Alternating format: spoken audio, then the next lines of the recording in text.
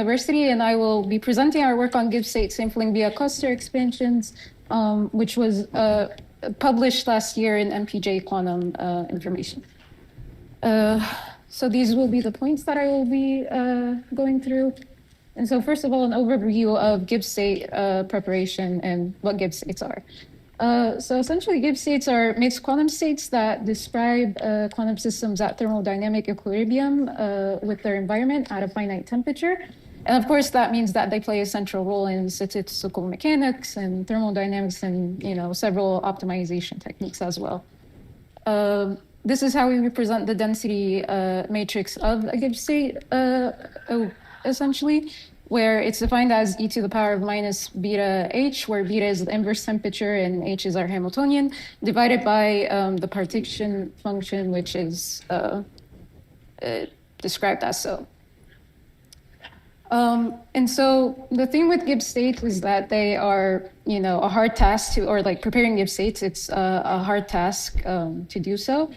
And so there's no end-all be-all algorithm so far to prepare Gibbs states. And essentially right now we have several quantum algorithms such as exact diagonalization, quantum metropolis, quantum imaginary time evolution, and several variational techniques as well.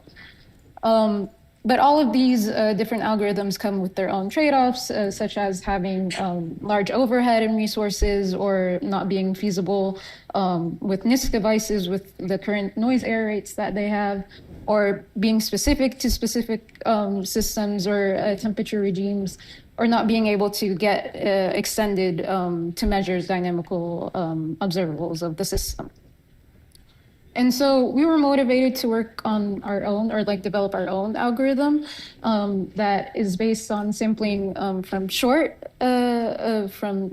depth circuits at the cost of higher sampling overhead. But we don't utilize a variational onsets in any way, so we don't have any optimization optimization overhead, and our algorithm can also be used as a warm start for other quantum algorithms or in conjunction with other algorithms.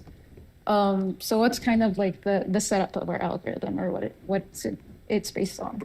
And so our algorithm was developed on the basis that generally for different, or for local Hamiltonians past, at a temperature past some critical temperature, at a beta, at lower than some critical beta, the correlation length of the system decays exponentially. And so within that regime, then we are able to express our Gibbs states as cluster expansions or tensor network, or we can use tensor networks and cluster expansions to be able to define our Gibbs state and estimate different observables. And so essentially our algorithm is a method to sample from a quasi-distribution consisting of products of mixed states on local clusters, or essentially what we're doing is that we're expanding the Gibbs states in terms of a sum of products of Gibbs state clusters, or local Gibbs state clusters that are easier to implement and sample from on quantum hardware. And so we define these connected cluster correlator terms that are essentially the cumulants of the local Gibbs state clusters. And so conversely, we are able to define the full, or global Gibbs state in terms of these correlator terms, where the sum represents all the possible contiguous J partitions of the lattice. And the advantage of expressing our Gibbs state, or expanding our Gibbs state in this sort of sum, is the fact that in the high temperature regime, which is kind of what our algorithm is more targeted towards, the one norms, or the Hilbert-Schmidt norms of these correlator terms decay exponentially with system size m. And these correlators can be used to get higher accuracy of the expansion in terms of beta as they represent the correction terms crossing over the boundaries of our expansion. And so essentially what we can also do with our with our algorithm is that, say, like on hardware, if we're not able to sample for a specific, or we want to limit our sampling, the sampling size of our clusters, we can actually begin from like this partitioned approximation term. So like if we have row C, we can partition our system in terms of A and B and begin with this like smaller approximation term, row A cross row B, and then add in further terms in terms of the correlator terms that cross over the boundaries that we partition our full system in to get higher accuracy in beta without needing to sample for larger cluster sizes. So kind of like a visualization of that for a 2D system. For example, here, if we have like a 36 qubit square lattice, we can initially partition it into these 4 partitions right here, all having 9 qubits. So that would be like our first approximation term that we could sample from. So like we're essentially limited to sampling from like 9 spin clusters. And then we can add in these approximation terms with like the correlator terms within them that will also like be smaller, like of smaller sampling or like a sampling size. And yet like with each order of correlator terms that we add into the approximation, we get like an order more accuracy in terms of beta. And so that's the that's the overview of the algorithm. We then looked at specific applications to test our algorithm. So again, like our algorithm can be used as a warm start for other Gibbs state algorithms. It can also be used to calculate response functions and non-local observables as well as static observables. And so the test cases that we specifically wanted to look at in our case was measuring the ZZ dynamical correlation functions for a Gibbs state system to then be able to calculate the dynamical structure factor as ZZ Q omega, which is just the space-time Fourier transform of these correlation functions. And we also wanted to look at a test case of measuring the specific heat for a specific Gibbs state system and see how well our algorithm would perform on actual quantum hardware. So the results of that.